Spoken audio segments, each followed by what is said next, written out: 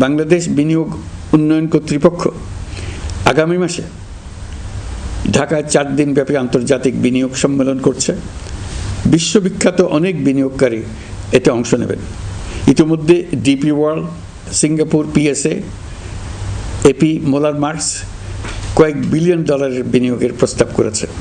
অন্তর্বর্তী সরকার দায়িত্ব গ্রহণের পর থেকেই স্বতঃস্ফূর্তভাবে পৃথিবীর সকল সরকার আমাদের প্রতি বন্ধুত্বের হাত বাড়িয়ে দিয়েছে। এটা শুরু হয়েছিল গত সেপ্টেম্বরে জাতিসংঘের বার্ষিক বৈঠকে।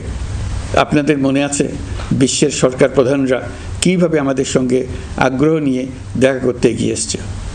তারপর থেকে যে কোনো সম্মেলনে গিয়েছি, দেখেছি আন্তর্জাতিক নেতৃবৃন্দের আগ্রহ কীভাবে ক্রমেই বেড়ে চলেছে। জানুয়ারি মাসে সুইজারল্যান্ডের ডাভোসে গিয়েছিলাম। এই সম্মেলনে 47টি পৃথক ইভেন্টে আমার অংশগ্রহণ করতে হয়েছে। বিভিন্ন দেশের সরকার প্রধান, মন্ত্রী, বিশ্ব বাণিজ্যের নায়করা, জাতিসংঘের মহাসচিব, জাতিসংঘের বিভিন্ন সংস্থার প্রধানদের সঙ্গে বৈঠক করেছে। তারা আমাদের পাশে থাকার জন্য আন্তরিক আগ্রহ প্রকাশ করেছেন। সম্প্রতি আমি সংযুক্ত আরব আমিরাতে গিয়েছিলাম। তারা বিগত সরকারের সময় আমাদের ভিসা বন্ধ করে দিয়েছিল। আমরা সেই দেশের ভিসার দরজা খোলার চেষ্টা চালিয়ে যাচ্ছি। তারা আশ্বাস দিয়েছেন তাদের দিক থেকে সকল আনুষ্ঠানিকতা সম্পন্ন করে ভিসার দরজা উন্মুক্ত করবেন। আমি আশা করছি সেটা দ্রুতই উন্মুক্ত হবে। আমি সংযুক্ত আরব আমিরাতকে আমাদের দেশে শিল্প কারখানা গড়ে তোলার জন্য একটি শিল্পাঞ্চল করার প্রস্তাব দিয়েছি। তারা এই বিষয়ে আগ্রহ জানিয়েছে।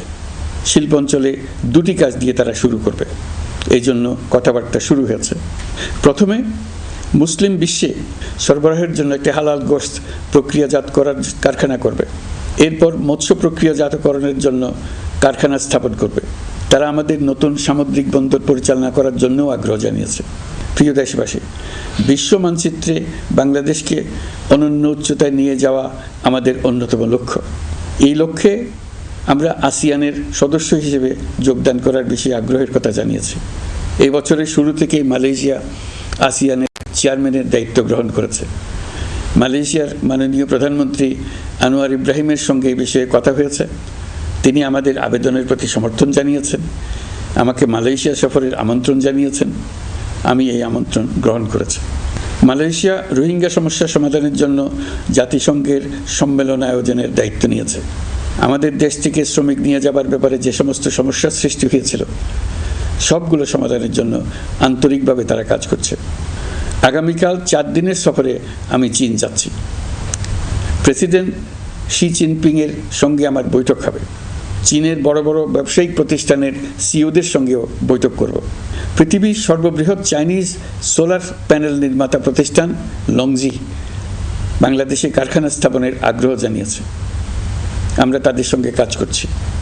এছাড়া প্রযুক্তিগত সহায়তা, মেডিকেল সহায়তা, স্বল্প মূল্যে চিকিৎসা সহ অন্যান্য বিষয়ে আলোচনা হবে।